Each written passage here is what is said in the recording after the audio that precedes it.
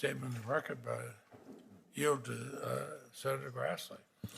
Well, since you and I have worked together on this particular issue for decades, and sometimes doing things that need to expand the original intent of it to get back to that original intent, I think it's quite appropriate that you're sitting in for Senator Durbin at this hearing. So today we turn our attention to an important issue that's unfortunately doesn't get the attention that it deserves. Government transparency is fundamental to good governance. The Freedom of Information Act is supposed to help ensure this transparency. Congress has a responsibility to ensure that both the letter and the spirit of FOIA are being faithfully carried out by administrations of both political parties. Transparency brings accountability. FOIA is our nation's primary transparency law. It gives the American public statutory right to request government documents. Americans have the right to know what their government is doing. Before Congress enacted FOIA, much more government waste, fraud, and abuse could have remained hidden from public scrutiny. This committee has a bipartisan history of confronting FOIA challenges and strengthening the public's right to know. In 2016, a bipartisan effort led by FOIA Improvement Act of 2016. The chairman's already said how he, Senator Cornyn, and I have worked to get that legislation enacted. But there are still significant issues with the FOIA system. Federal agencies seem to be determined to disclose as little as possible. I want to acknowledge that the Department of Justice recently published FOIA guidelines for federal agencies. That being said, I'm disappointed that it took more than a year for the administration to issue those guidelines. I've heard similar promises before with no real improvement in transparency. So when I hear any administration make promises of transparency, I've learned to take it with a grain of salt. Unfortunately, there's still delays and backlogs in FOIA requests.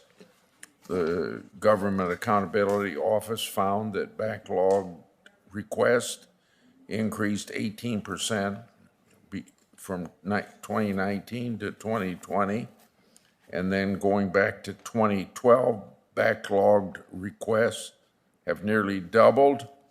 Another recent government accountability review of FOIA found that agencies use what's known as B3 exemptions. That has doubled since 2012. Instead of increased disclosures, federal agencies have doubled their use of this exemption to withhold information from the public. And proactive disclosure, the Government Accountability Office found that 25 federal agencies didn't report a single proactive disclosure. Now, how is that possible? There's clearly substantial room for improvement. So I look forward to this hearing those recommendations today.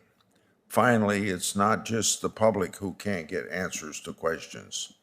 Last year, I asked the Department of Veterans Affairs for information about allegations that a VA employee leaked potential market-sensitive information and then retaliated against whistleblowers. Nearly 1 year later, I still haven't received a single document, and that's just one of many examples.